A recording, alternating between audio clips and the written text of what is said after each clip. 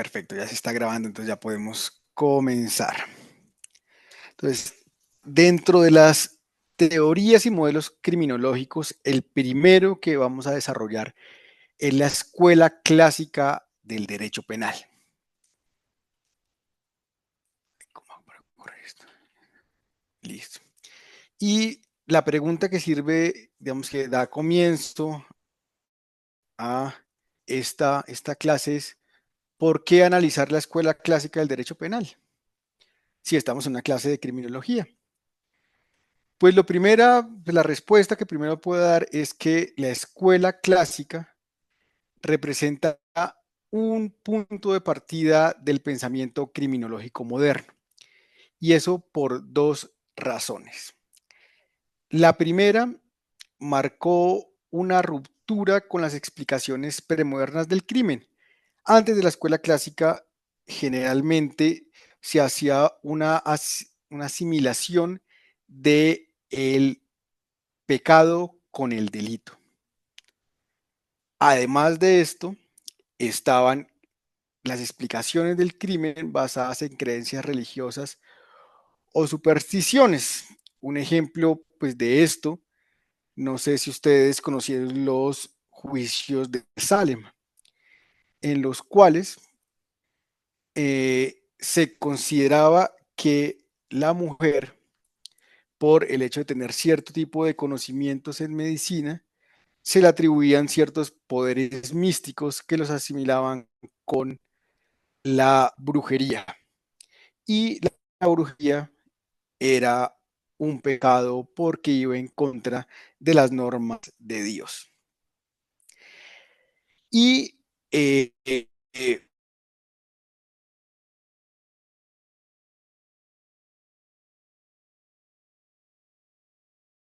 delincuentes eran sometidos a exorcismos para extirpar el demonio que llevaban dentro o ejecuciones para curar.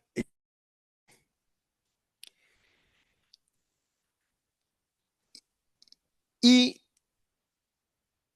y el cambio que se empieza a dar, los autores clásicos, miembros de esa como Pufendorf, Beccaria, Carrara, Jeremy Bentham, que me faltó poner el apellido ahí, perdón, que teniendo como sustrato la ilustración, empiezan a desarrollar una nueva concepción del delito, como por ejemplo el libre albedrío, que eso después va a ser puesto en tela de juicio con el criminalismo positivista que veremos la próxima clase, pero estos autores empezaron a creer que los individuos son seres racionales y que ellos tienen la convicción de cometer o no el delito.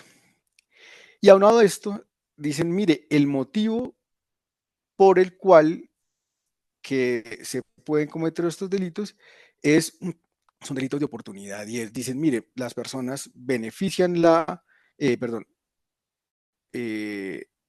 personas hacen un cálculo y miran si la conducta delictiva le puede generar más beneficios que consecuencias. Y si le puede traer más beneficios en su creencia racional de que para ellos es un bienestar, cometen la conducta criminal. Y esto lo vamos a ver un poco más adelante, la prevención del delito mediante la disuasión. Y si la pena es rápida y proporcional y segura, se reduce la criminalidad. Eso lo vamos a ver un poquito más adelante.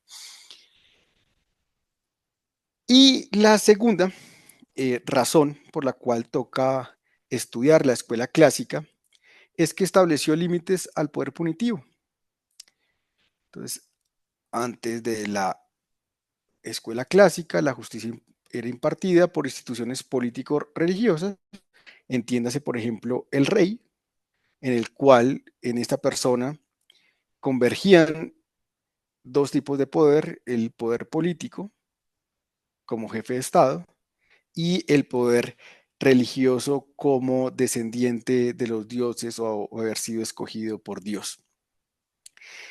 Y esta institución tenía procedimientos que se acomodaban a las circunstancias, dependiendo, porque es que además de que tenía procedimientos arbitrarios, el castigo se veía como un acto de poder.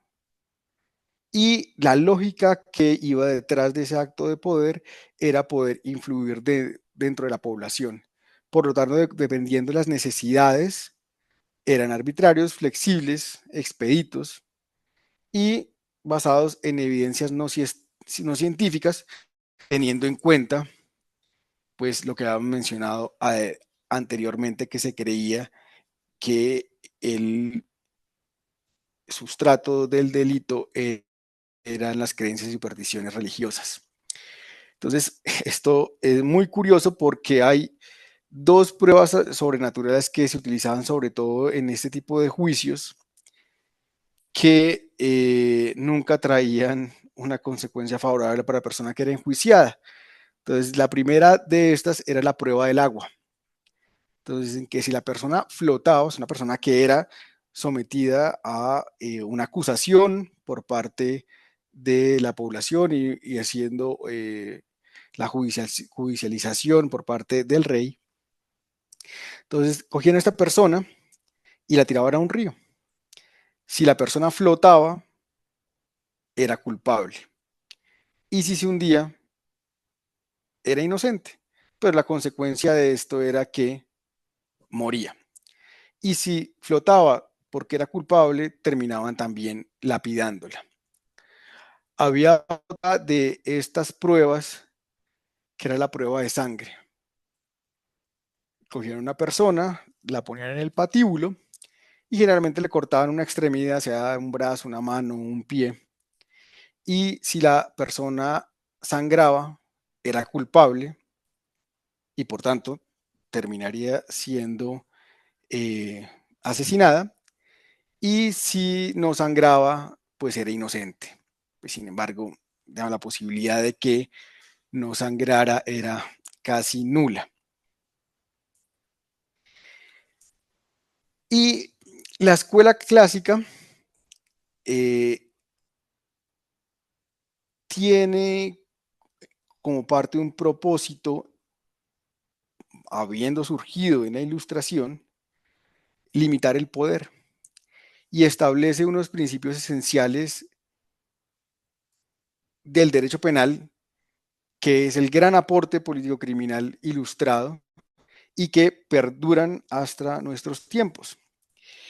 El principio es el principio de garantía criminal, que significa que el delito debe estar contenido en la ley para poder ser catalogado como delito, que este delito, que es la garantía penal, debe tener una pena específica, o sea, que debe ser atribuida una pena a ese delito.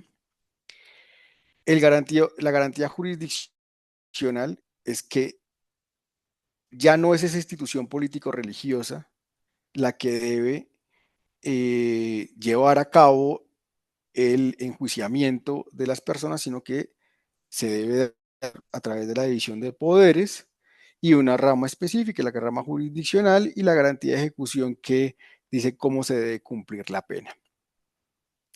Además de esto, establece la proporcionalidad de las penas. Y es que el quantum de la pena debe estar medido, o sea, dependiendo de la teoría que queramos escoger, por la posibilidad de prevenir un delito futuro o por el monto o por el quantum de la responsabilidad de la persona. Entre más responsable, más delito o más dolo, más la pena tiene que ser más amplia. También dentro de esta lógica de la Ilustración, la igualdad ante la ley es otro de los principios básicos del derecho penal y eso se debía, vamos a ver más adelante también, en que se quería utilizar el derecho penal como una forma primero de limitar el poder del soberano, ya vamos a estudiar lo que es el soberano, y que también como garantía que todos se debe aplicar de la misma forma y las mismas normas. Y el establecimiento de garantías procesales como los derechos del acusado, juicio justo, eliminación de torturas y penas inhumanas. Entonces, esta primera parte que les acabé de explicar, sobre todo esta, la del libre albedrío, cálculo de costo-beneficio, la prevención mediante la disuasión y estos principios son la esencia básica de la escuela clásica del derecho penal. Ahora vamos a pasar a una segunda parte, que es cómo surge el contexto en que se da digamos, estos postulados de la escuela clásica del derecho penal. Entonces, el contexto, tenemos la ilustración, en el cual los ilustrados, los pensadores ilustrados de ese momento, tienen la visión, tal como lo decía Kant, que es la ilustración, de emancipar el espíritu humano, quitar la superstición y la ignorancia y hacer prevalecer la razón. Y la primera herramienta con la que ellos trabajan es el método científico. Y como estamos muy callados o estamos muy juiciosas, quería preguntarles, ¿alguien sabe lo que es el método científico?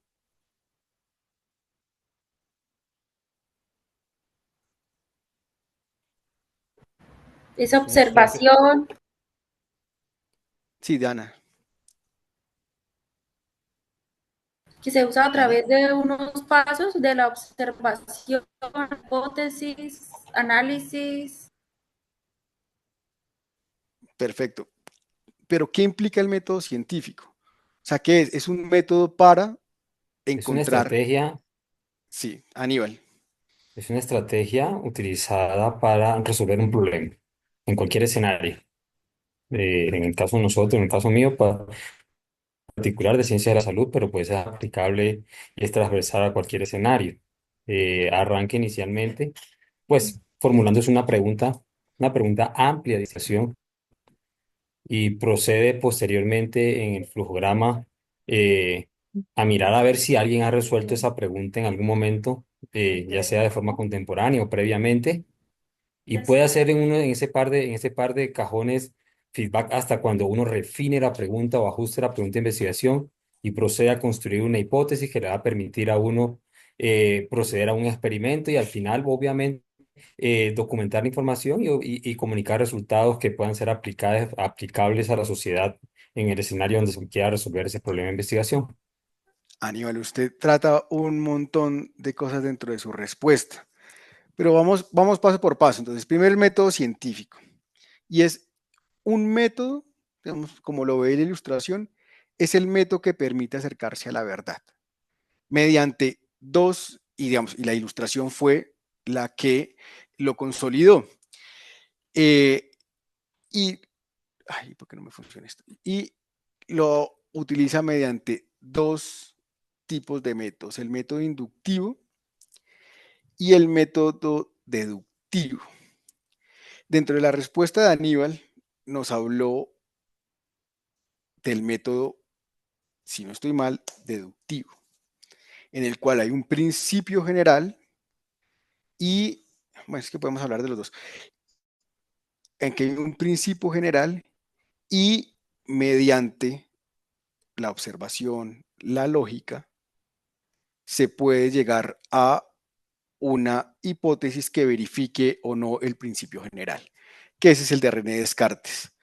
Y el de Francis Bacon utiliza el método inductivo, que es mediante la observación y la experimentación que se logra una teoría general, una conclusión general. Entonces, son dos.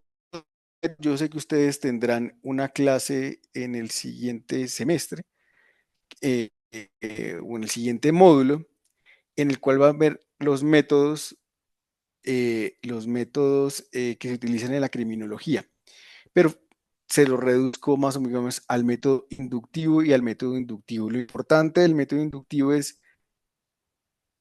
premisas generales, perdón, casos particulares que van generando un patrón que permiten la asociación de estos y la conclusión de una teoría general.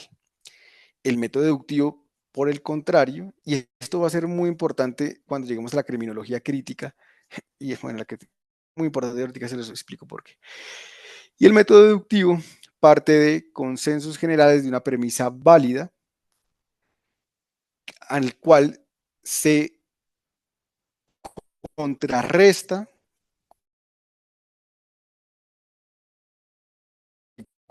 para probar si la teoría es válida o no es válida. Estos métodos deductivos que fueron el vehículo que utiliza la ilustración para acercar a la razón a la criminología, se materializa principalmente con Comte, en el cual él busca utilizar estas reglas del método científico que generalmente son utilizadas por las quiere utilizar en las ciencias sociales. Y él parte de dos premisas. Primero, el organicista. Él entiende que las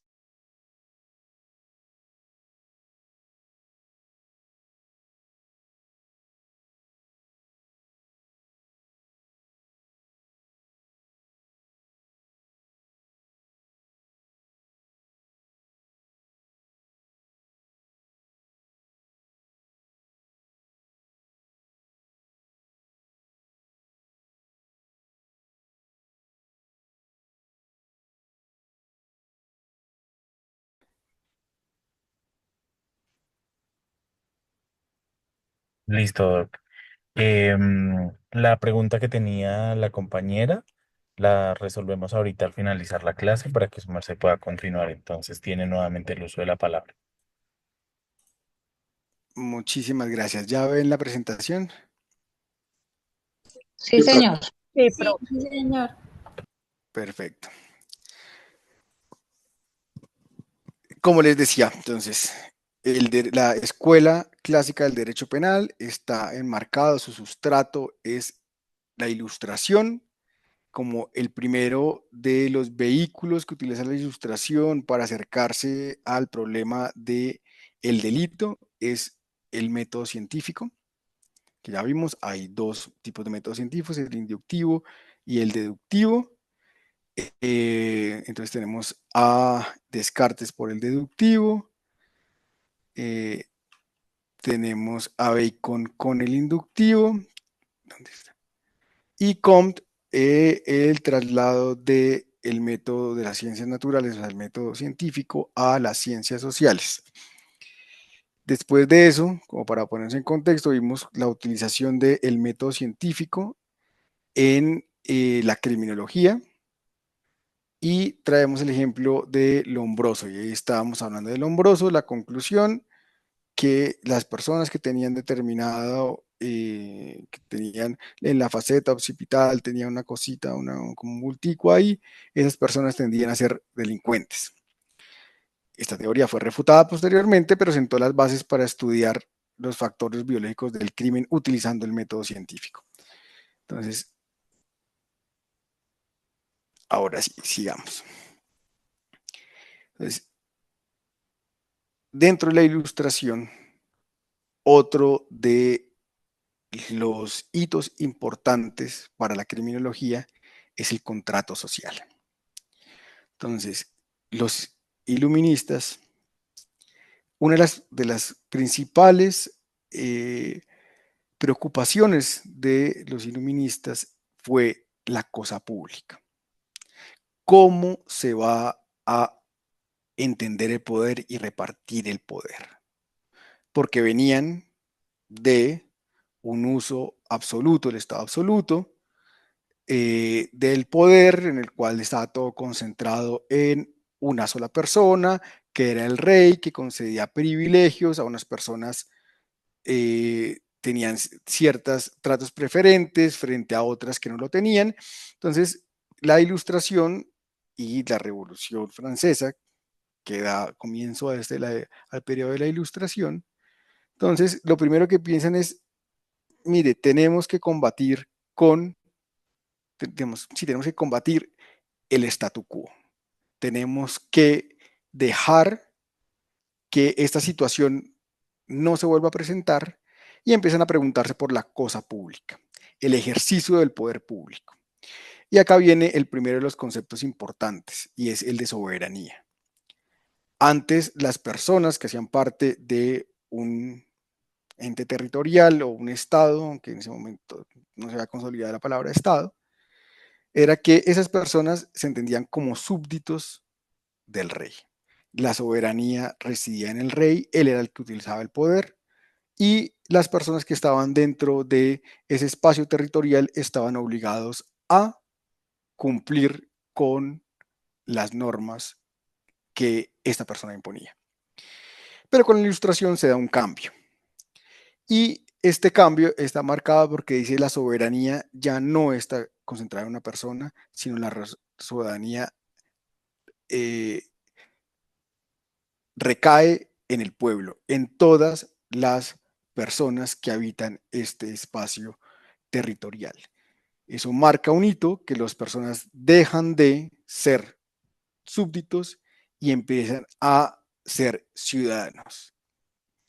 Y como ciudadanos tienen la posibilidad de decidir y regir su destino y la forma en cual se va y la forma de organización política que ellos tienen. Y acá salen tres pensadores muy importantes, que es Hobbes, Locke y Rousseau. Y ellos tienen tres visiones diferentes del Estado. ¿Y por qué es importante esas tres visiones? Porque dependiendo de la visión que se tenga de cada uno, hay visiones criminológicas diferentes de, sobre todo, la pena.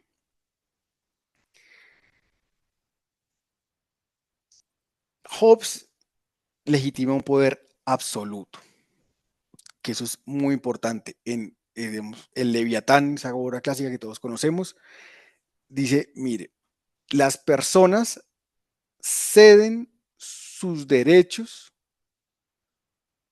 al Estado para que éste administre el poder y que otras personas no puedan infringir mis derechos o vulnerar mis derechos. Entonces, yo tengo unos derechos, yo se los cedo al Estado para que el Estado me garantice a mí seguridad. Locke, por su parte, dice que las personas no ceden sus derechos, no ceden todos sus derechos, sino que hay ciertos derechos innatos a las personas, lo que se llama el derecho natural o los ius naturalistas. Y que como estos derechos preexisten al contrato social, el Estado está obligado a la garantía de estos derechos.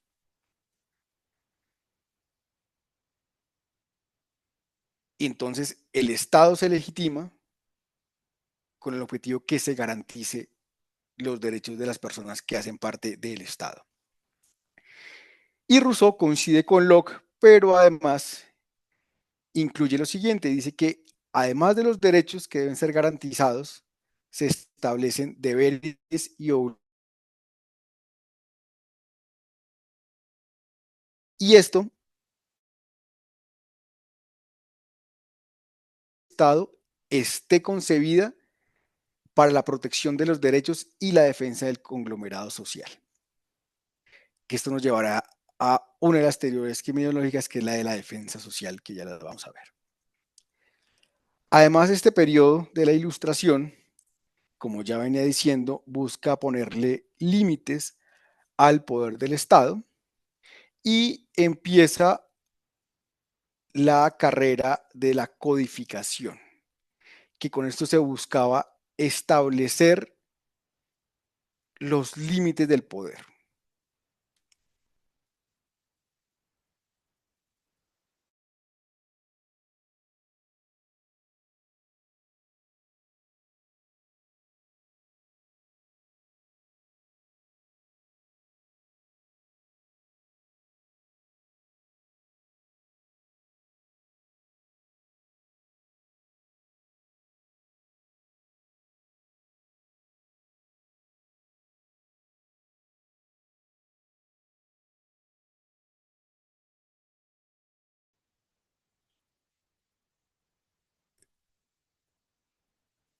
Otra vez. ¿Se está grabando? Sí, otra vez la reunión se está grabando. Sí, sí, sí. Y la codificación, además de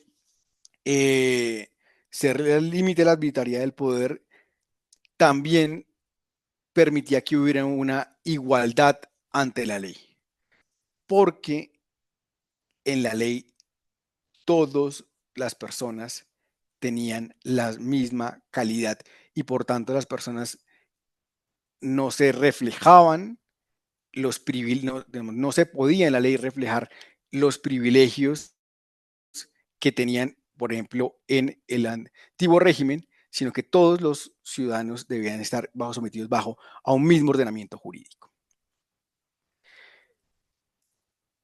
Y esto es lo que atrás habían visto como la garantía penal y la garantía criminal. Y la proporcionalidad del castigo. Entonces, el límite al castigo y es la proporcionalidad.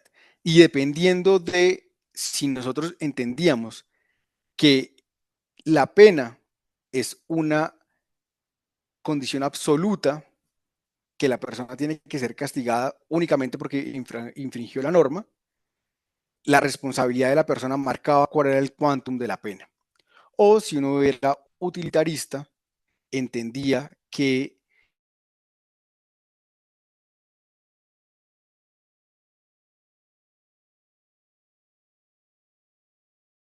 delito. Foucault, cuando explica esta, digamos, esta parte del movimiento de la Ilustración y cómo esto impacta en el poder del Estado, dice que esta codificación y esta proporcionalidad del castigo buscan un cambio de estrategia de las personas que ahora ostentaban el poder, que era la burguesía a través de la revolución. Y decían, el poder ejemplificante y sanguinario, es decir, de poner en la palestra pública al delincuente y utilizar la guillotina para mostrar la eficacia del Estado y cómo se estaba castigando al delincuente, ya no podía ser efectivo y podía ser peligroso para la subsistencia del mismo poder. Y por tanto, la utilización de la acción penal era, y digamos, la utilización de la acción penal y el cambio de la visión de la pena específicamente de ser utilizada en el cuerpo de la persona, sino llevarlo a otro estadio, como por ejemplo la libertad de la persona, era la estrategia que tuvo la Ilustración después del movimiento contrarrevolucionario para poder subsistir dentro del Estado.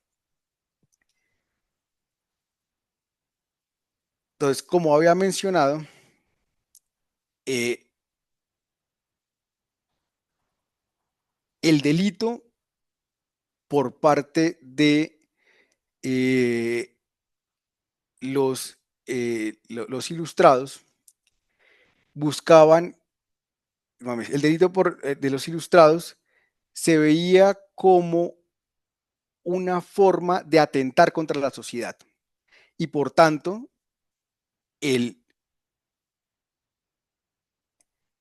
la forma en que el Estado debía pronunciarse sobre ese atentar a la sociedad era el castigo. Y entonces sale la ideología de la defensa social como justificación de la legislación penal. Entonces ahí tenemos dos versiones, el retribucionismo y el utilitarismo. Estas dos versiones siempre estuvieron enfrentadas. Kant ponía el siguiente ejemplo y para hacer un poco más dinámico esto, vamos a poner el mismo ejemplo que ponía Kant. Kant, ¿qué decía?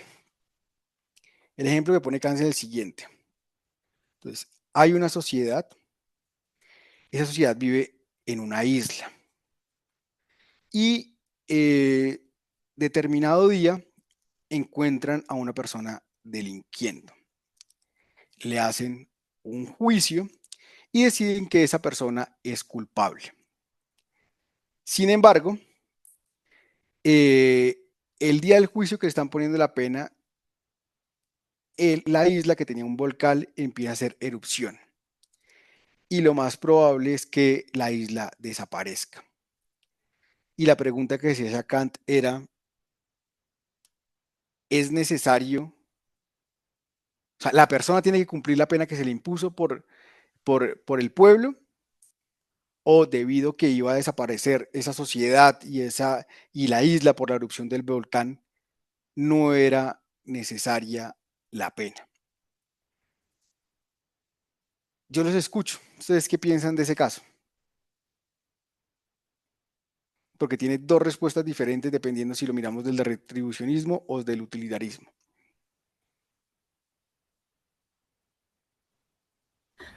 Desde el utilitarismo, en razón a la perspectiva que puedo verla como una función de que se renueva socialmente, podría decirse que entonces si no va a cumplir una función social de la pena para poder ser un nuevo ser dentro de la sociedad, valga la redundancia, pues no sería útil el juicio. Sin embargo, teniendo en cuenta de que de todas maneras él cometió un delito y requiere de un juicio, toca cumplir como quien dice la ley, ¿no? O sea, lo veo desde dos esferas, desde que si no va a cumplir un papel dentro de la sociedad en razón a que la sociedad se va a acabar porque ya el volcán explotó, pues no tendría una esencia ese juicio. Pero si se pone desde el plano de que no es el juicio ya se debe hacer sí o sí, pues entonces sí se debe hacer el juicio. No, el juicio sí se hizo y se impuso una pena, sino que sabemos que se va, digamos, la pena tiene que cumplirse. Entonces, y gracias Dana por la participación. Kant decía lo siguiente, decía, mire, la pena tiene que cumplirse así esta no cumpla una función social, porque la pena es un absoluto y está ligado, no, digamos, y no está ligado a ninguna función de prevención ni especial ni general. El castigo se justifica únicamente por el hecho de haber quebrantado la ley. Y la otra argumentación que dice Kant es, mire, si nosotros pensamos que la pena busca una función de prevención para que las demás personas no lo cometan, estaríamos incurriendo en una afectación del imperativo categórico porque el hombre es un fin en sí mismo. Y si lo estamos utilizando para dar el ejemplo, el hombre deja de ser un fin en sí mismo y se está utilizando para dar ese ejemplo. Y entonces Kant dice, mire, la venganza sirve como defensa o sostenimiento de la sociedad. Que cumpla la pena, independientemente que sea necesaria o no sea necesaria, solo por el hecho de haber infractado la ley, eso sirve como defensa de sostenimiento de la sociedad. Por su parte, los utilitaristas como Beccaria y Rousseau dicen que la pena únicamente tiene sentido para proteger el orden social de los particulares. Si la pena no tiene como fin la prevención del delito, él la considera innecesaria. Y Rousseau dice que debe castigarse severamente al que se opusiera a la voluntad general en tanto se va convertido en un enemigo de la patria. Esto muy llevado a las nuevas visiones que tiene, por ejemplo, Estados Unidos, en que considera enemigo a los inmigrantes únicamente por el hecho de ser migrantes. Y estas son las dos visiones de la digamos, las dos visiones que dan sentido a la teoría de la ideología de la defensa social. Y es: la pena sirve para evitar que se rompa la sociedad, se rompa el orden institucional, porque es una contragarantía que con esa pena se restablece el orden establecido. Y Kant, por otra parte, que dice que la venganza es la defensa en sí misma y tiene la pena como un absoluto. Bentham, por su parte, dice que la pena debe ser la necesaria y la mínima respecto de los fines de prevención de los delitos. Y la función de la pena es obtener la disuasión de realizar otra vez el acto por el cual se castiga a esa persona que se encuentra indiciada, y que los demás no se vean tentadas a imitarlo. Entonces, la pena deviene de una forma de control social. ¿Qué se controla? El cumplimiento del contrato social. Esta visión de la defensa social tiene como presupuestos la visión organicista, que ya vimos que es que la sociedad es como un órgano vivo, y empieza a utilizar esa visión higienicista. Y es que si no se castiga a los enemigos, el cuerpo social va a sufrir, va a correr peligro. Y véanlo más o menos como los antibióticos en el cuerpo humano. Uno se toma unos antibióticos para poder eliminar, castigar, digamos, eliminar puede ser mediante pena de muerte o mediante la exclusión de esas personas en la cárcel, para que esas personas, esas bacterias, no contaminen con el resto del cuerpo. Y hace un cambio de visión, digamos, empieza una justificación, y esto es una parte muy importante de la escuela clásica, que empieza a ser una justificación del castigo y de la pena.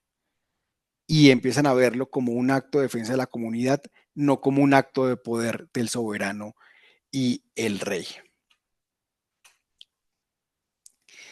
Bueno, ¿tienen alguna pregunta de todo lo que acabamos de ver? ¿Queda claro los, digamos, los presupuestos de la escuela clásica del derecho penal? Quedan claros, profe, gracias. Sí, señor, muy claros. Profe, sí, señor. ¿Ninguna duda? Yo tengo una duda. Ese retributivo que usted habla es como la evolución en Estados Unidos, que hoy en día se ve retributivo económico, que son imposición de multas y sanciones para no ejecución de medidas y sentencias. No. Es que retributivo parte del apelativo, que es la venganza. Yo retribuyo un daño con otro daño. La parte que usted está diciendo de la imposición de multas para enervar la sanción penal, digamos, es una corriente nueva de la justicia, que pues podemos meterlo en la parte de justicia, ¿cómo se llama? Redistributiva, no, justicia, sí, me parece que redistributiva, en el cual ya, porque es que la pena ha tenido una evolución. La primera parte de la pena es lo que decía Foucault, es sobre el cuerpo humano. cómo castigaban a las primeras personas, y era al ladrón, entonces la ley del talión, ojo por ojo. A los ladrones se les cortaba las manos. Profe, perdón, eh, Dime. pero por ejemplo, ahorita que usted dice lo de la ley de Talión, esa se podría aplicar en el retribucionismo de Kant, porque si él decía que era una pena, o sea, era un castigo por un delito que se cometió, era como el castigo por lo que he hecho, pero es similar. O sea, similar al castigo de la pena por lo que hizo. Se puede asimilar a la ley del talión que está diciendo. Sí, sí, digamos. A ver,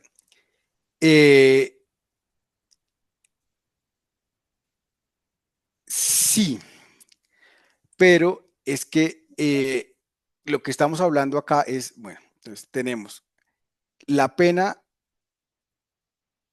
digamos, la pena primero sobre el cuerpo de la persona, ejecuciones, la guillotina, la ley del talión, pero lo que yo quiero hacer énfasis acá es, sí, es una retribución, pero ¿a dónde va la pena? La pena va al cuerpo físico.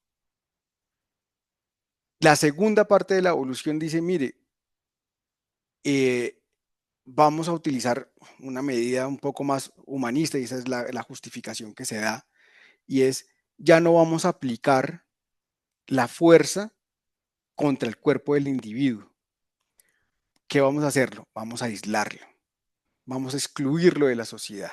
Entonces dicen que es como la humanización de la pena, que eso lo miremos en un momento, pero eso no es verdad, pero los ilustrados lo ven así, la humanización de la pena es no castigar físicamente a la persona, únicamente aislarlo.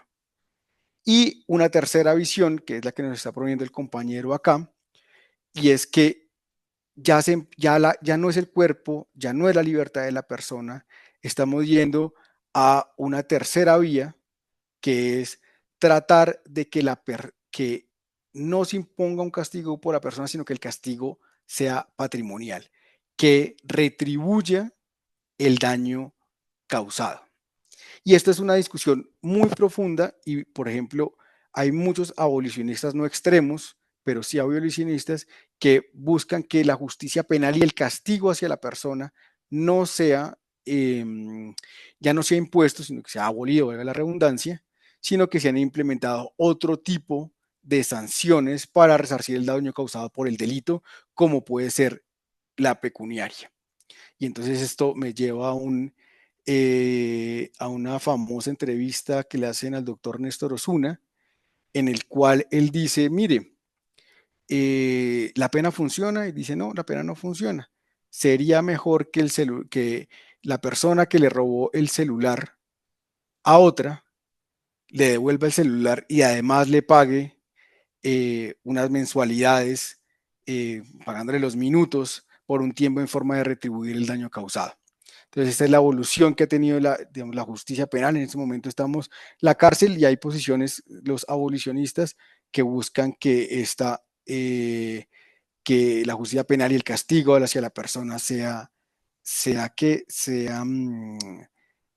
quitado del ordenamiento jurídico, y pasamos más bien a un tipo de una justicia civil en el cual únicamente se repara el daño.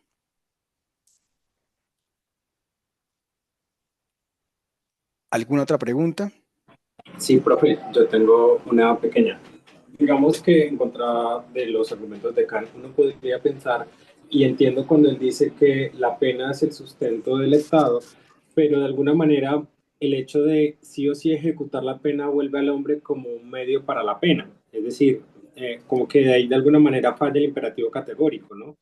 Porque él dice, listo, la pena en sí funciona porque, digamos, es en sí misma y ayuda para sustentar digamos, la idea de Estado, pero el hecho de aplicarla al ser humano por el hecho de que la pena sí o sí es aplicable no vuelve al humano como un medio. ¿Sí me hago entender? Sí, pero es que Kant, cuando da respuesta a eso, él dice, mire, la pena tiene que hacerse únicamente porque la persona infringió la norma, y no queremos que la persona se vea como un medio, como un ejemplo para que la sociedad lo deje de hacer. Kant dice, mire, independientemente de que lo influya, y esto es muy importante porque hay una corriente, el funcionalismo, sobre todo el de Jacobs, que tiene esta misma concepción: únicamente la infracción de la norma genera la responsabilidad. Y la sociedad, por esa infracción de la norma, tiene derecho a castigarla. Entonces Kant tiene, digamos, esa visión, y es: a mí no me importa que la sociedad mañana se vaya y deje de todo el mundo, que todo el mundo se vaya de esa isla, se quede sola, vamos a dejar guardado a este tipo para que se muera después de la erupción del volcán. ¿Por qué? Porque es que necesitamos que haya una venganza, vamos a retribuir el mal causado. Entonces, esta es la visión de Kant. O sea, Kant dice: mire, solo la infracción de la norma es la justificación para la pena, porque es absoluta, únicamente la infracción lo vale. Y no creo que incurra en una falacia al imperativo categórico, porque a él, la forma en que él responde a esa pregunta es diciendo: mire, hay un contrato social, hay unas reglas establecidas, él por su libre albedrío circunscribió ese contrato social, sabía cuáles son las normas, y por ese mismo albedrío usted cometió el delito. Y cada una de sus acciones tiene una consecuencia, y la consecuencia en esta es la utilización del castigo. No sé si pude responder. ¿Alguna otra pregunta?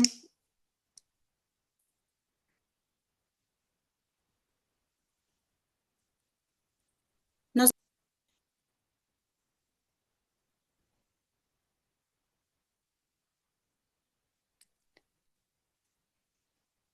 Bueno, entonces, no habiendo otra pregunta, nos vemos dentro de 8 días y vamos a comenzar con la criminología positivista, y veremos a Lombroso, Ferri y Garófalo. Entonces, siendo así, los voy a dejar con el doctor Rincón para que resuelva cada una de las preguntas que ustedes tengan de los módulos y la forma de responder a estos. Doctor Rincón, yo antes de despedirme quería hacerle una solicitud. Claro que sí, cuéntemelo todo. Doctor Rincón, como les mencioné la otra vez, todavía no tengo acceso al aula virtual, Sí, señor. por lo que me gustaría tener los accesos. Entonces le dejo ahí esa inquietud para que mañana o en estos días me pueda dar acceso. El usuario llegó el día de hoy, Doc, entonces Bueno, gracias. lo comparto y le doy como los accesos pues para nuestra clase y para que podamos trabajar desde allí. Perfecto, muchas gracias. Listo. Bueno, hasta luego. Hasta luego, profesor. Buenas noches. Hasta luego, profe. Hasta luego, profe, muchas gracias. Que tenga buena noche, Hasta profesor. luego. Bueno.